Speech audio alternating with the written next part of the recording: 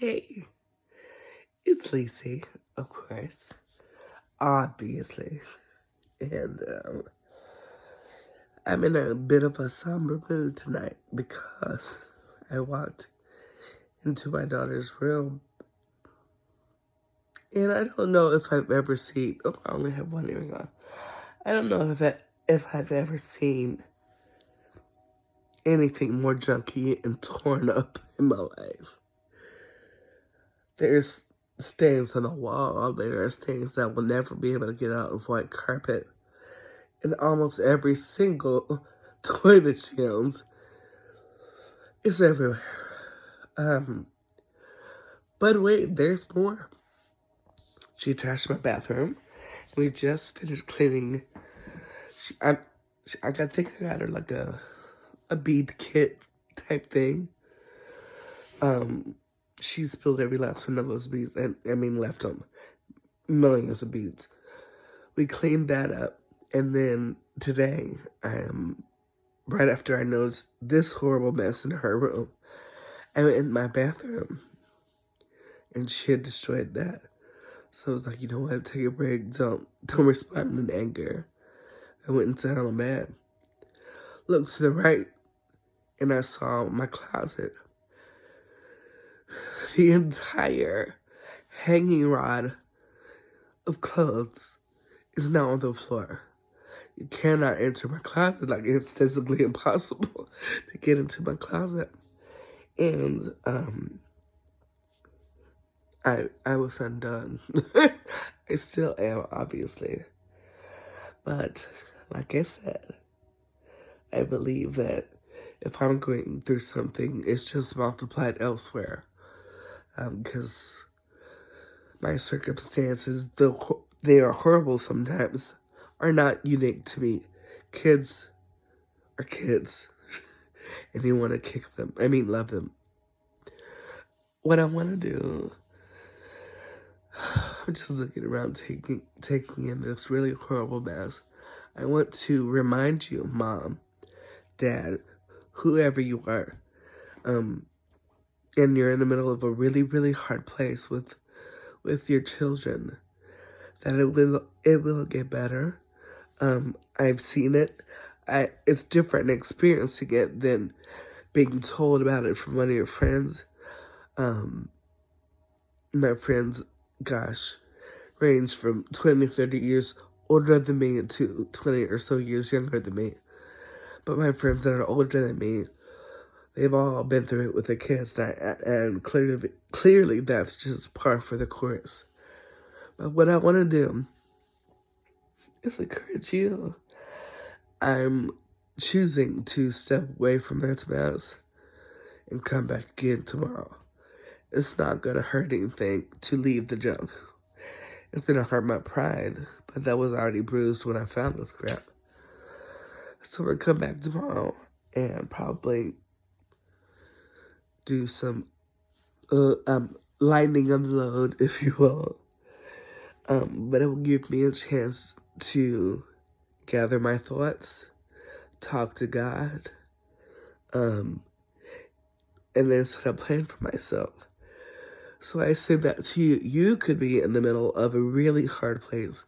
Maybe it's down with your child. Maybe it's with your loved one. Maybe it's a friend. Whatever. You could be in a really, really hard place. Like, ticked off. Like, you didn't even know you could get this hurt or this pissed. I want to encourage you that if you need to step away for a second, do it. Because you only get one you. And you've got to take care of you.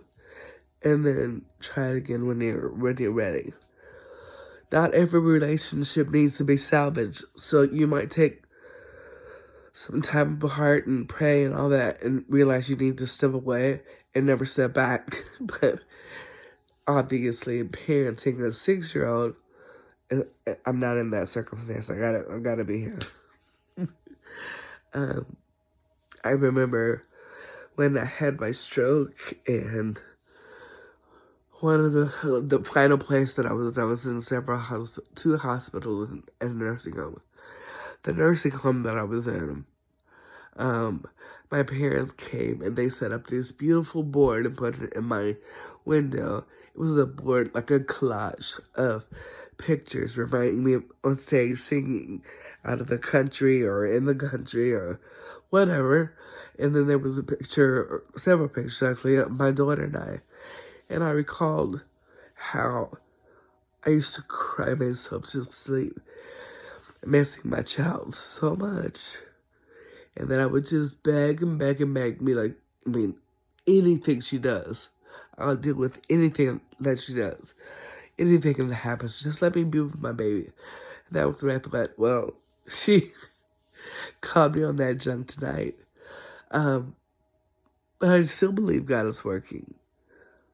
I wish I could show you what I'm looking at, but I won't, because just a little bit of vanity left. I was, I'm trying to find the right word. I was undone by what I found. And for a while, I just sat on the floor and cried. Sat on the floor in the center of the room and bawled like a baby because that's all I had to get. The funny thing is, my daughter came to me with some tissue. She was like, "Here, mommy, don't be sad." Little girl, if you don't get away from me, I might choke you with this tissue. I didn't say that, but it was in my heart. But what I do want to do is remind you that it's okay to cry. It's okay to be pissed. It's okay to step away.